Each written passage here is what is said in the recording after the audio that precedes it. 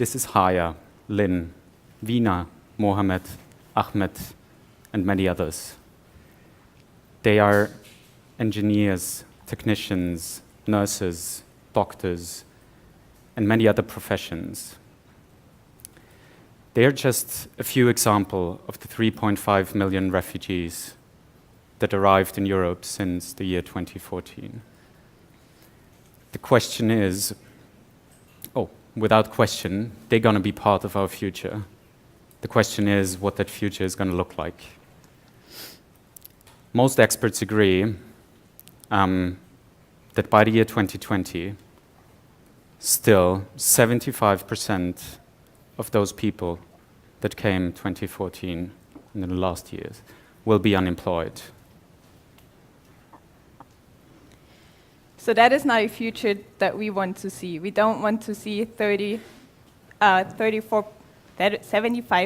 or 3/4 of people not being employed. It is such an important part of our life. So we run a platform called Refugees Work. Refugees Work brings together refugees and companies on a platform. A refugee that comes to our platform applies for the platform, and we get all the personal detail that is then an online CV that is automatically generated and unlocked by us. So we also give feedback in case the data is not enough to create a CV online. Then the refugee gets suggestions based on what he did before on different job posts that are already available on the platform.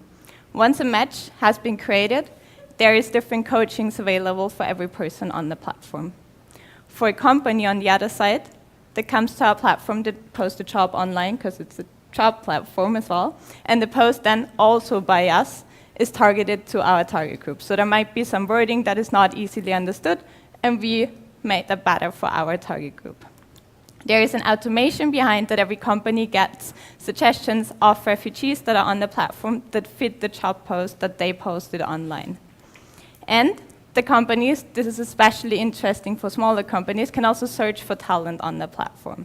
So they have registered users and they can search for them online, depending on different criteria.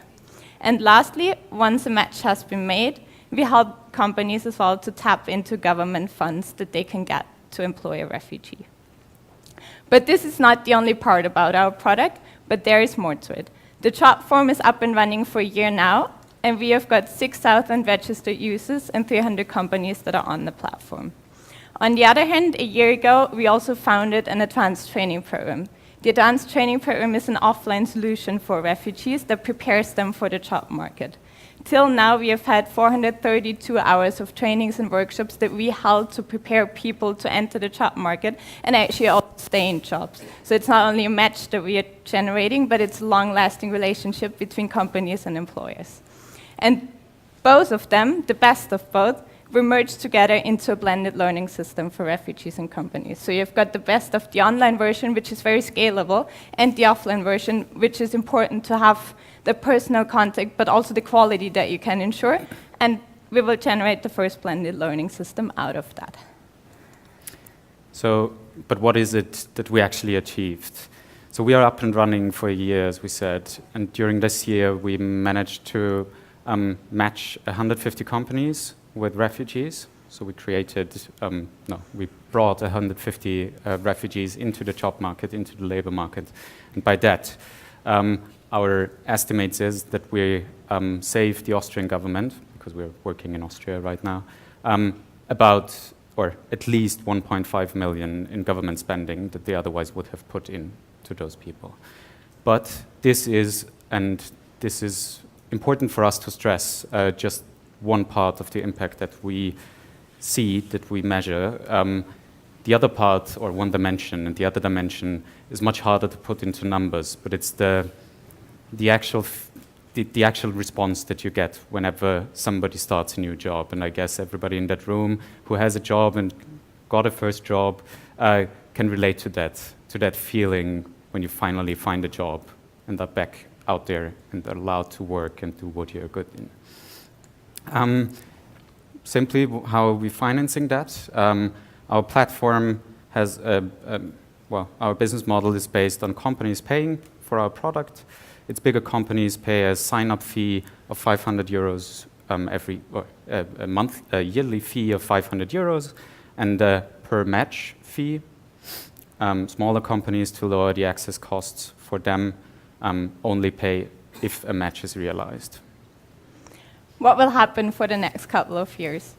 So right now, we already have the e-learning platform, part of the platform up and running, but it is not launched yet. So the next steps are to have the content that we have offline, also online, and which we will do step by step over the next couple of months. And we will also have our users on the way give us feedback so we can improve the methods that we use to have a blended learning approach. There's also an app that will be launched by the end of this year or beginning of next year, because most of our users use the platform via their mobile devices. And then next year, there's an important step that will start from us, because we want to scale geographically. So that first of all, there will be hubs that we generate, and then the next step, which is very natural as well, is expand the target group to migrants as well, who in some cases have similar problems with entering the job market. Those hubs is also where we need the money from the EIB from. Our plan is to have, by 2017, 5 different regional hubs, first in Austria and Germany, and also look at different markets in Europe that have a similar setup with the numbers of refugees in Europe. Those 5 hubs will have up to 3 people. One of them should be a refugee, and they, in their areas, have the same product as we have, and they need the money to get started and get on with their operations in that area. So to conclude, migration is going to be one of the biggest topics, the biggest challenges that we as Europe or as a world are going to be facing the next decades.